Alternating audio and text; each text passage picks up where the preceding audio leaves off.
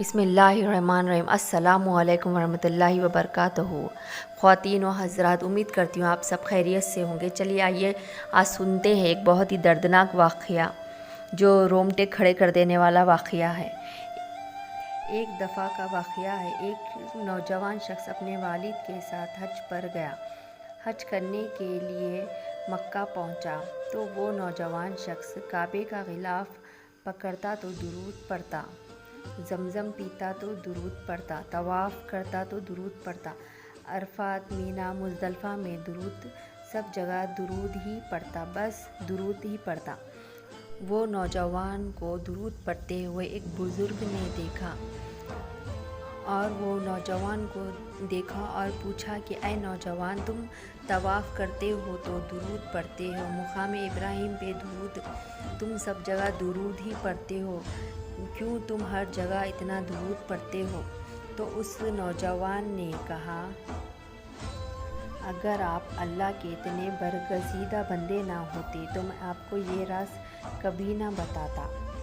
جب میں اپنے والد کے ساتھ سفر حج پر نکلا تو مجھے معلوم تھا کہ میرے والد گناہگار ہیں، لیکن میری نیت یہ تھی کہ اگر میرے والد حج کر لیں گے تو اللہ میرے والد کے سبھی گناہ معاف کر دیں گے۔ لیکن جب ہم سفر حج پر تھے تب اچانک سے میرے والد کی طبیعت خراب ہوئی اور ان کا انتقال ہو گیا۔ سفر کے دوران میں میرے والد کی لاش کو جنگل میں کہاں دفناؤں سوچ کر بہت ہی پریشان ہو رہا تھا۔ میں نے دیکھا کہ میرے والد کی شکل گدھے کی طرح جیسے لگنے لگی، شکل گدھے کے جیسی اور شریر انسان کے جیسا ہو گیا۔ مجھے یہ دیکھ کر افسوس ہوا اور میں بہت ڈر گیا۔ تھے تو وہ گناہگار مگر میرے والد تھے۔ میں نے ایک چادر لی اور میرے والد کے لاش پر اڑا دی۔ سرانے بیٹھ کر میں رونے لگا اور میرے والد کے سرانے میں بیٹھ گیا۔ مجھے افسوس بھی ہو رہا تھا، حیرت بھی تھی، مجھے ڈر بھی لگ رہا تھا کہ انہیں کیسے دفناؤں۔ روتے روتے میری آنکھ لگ گئی اور خواب میں میں نے دیکھا کہ ایک بہت ہی خوبصورت نوجوان میرے خواب میں دکھے۔ وہ بے انتہا خوبصورت تھے، ان کی کالی کالی زلفیں تھیں، خوبصورت سی آنکھیں تھیں اور ان کے جسم سے خوشبو آ رہی تھی، اور وہ چلتے تو ایسا لگتا تھا جیسے عرش فرش پر آ گیا ہو۔ ان کی اس معصوم ادا کو دیکھ کر میں حیران تھا۔ وہ سیدھے آئے اور میرے والد کی لاش پر سے چادر ہٹائی اور دیکھا تو میرے والد کا گدھے کی طرح چہرہ تھا۔ تو انہوں نے اپنا چمکتا ہوا مبارک ہاتھ میرے والد کے چہرے پر پھیرا تو میرے والد کا چہرہ چودھویں کے چاند جیسا روشن ہو گیا، چمکنے لگا۔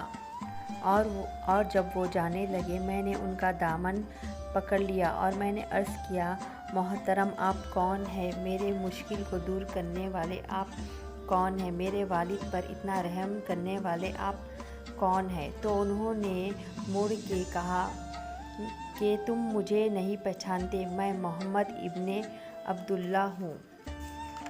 میں تم اور تمہارے والد کا رسول ہوں اور نبی ہوں۔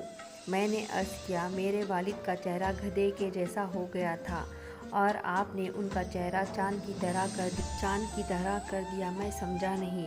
ارشاد ہوا، فرمانے لگے، یہ گناہگار تو تھا پر روزانہ سونے سے پہلے مجھ پر درود بھیجتا تھا، یہ دنیا میں مجھے نہیں بھولا اور اس کے مرنے کے بعد میں اس کو کیسے بھول سکتا ہوں؟ یہ کہہ کر آقا تشریف لے گئے اور میری آنکھ کھل گئی اور میں نے دیکھا کہ میرے والد کا چہرہ چودھویں کی چاند کی طرح روشن تھا۔ اللہ اکبر! اور میں نے اپنے والد کو خوشی خوشی دفن کر دیا اور میں نے اس ہی دن سے عہد کر لیا، فرائض اور واجبات کے بعد اگر کوئی عمل کروں گا تو صرف اپنے نبی پر درود و سلام بھیجوں گا۔ روایت میں آیا ہے، جو بندہ کثرت سے درود پڑھتا ہے اللہ اس کا دل منور کر دیتا ہے۔ جس سینے میں درود ہوگا اس سینے میں حضور کا عشق بھی ہوگا اور درود کے پڑھنے والوں کو حضور کا دیدار بھی نصیب ہوگا۔ تو ناظرین، ہمیں بھی درود کثرت سے پڑھنا چاہیے اور جو بھی شخص درود پڑھتا ہے نا، اس شخص کی تمنا بنا مانگے پوری ہوتی ہے۔ حضور فرماتے ہیں جو مجھ پر ایک بار درود پڑھتا ہے اللہ تعالیٰ اس پر 10 رحمتیں نازل فرماتا ہے اور 10 نیکیاں عطا کرتا ہے اور اس کے درجات کو بلند فرماتا ہے۔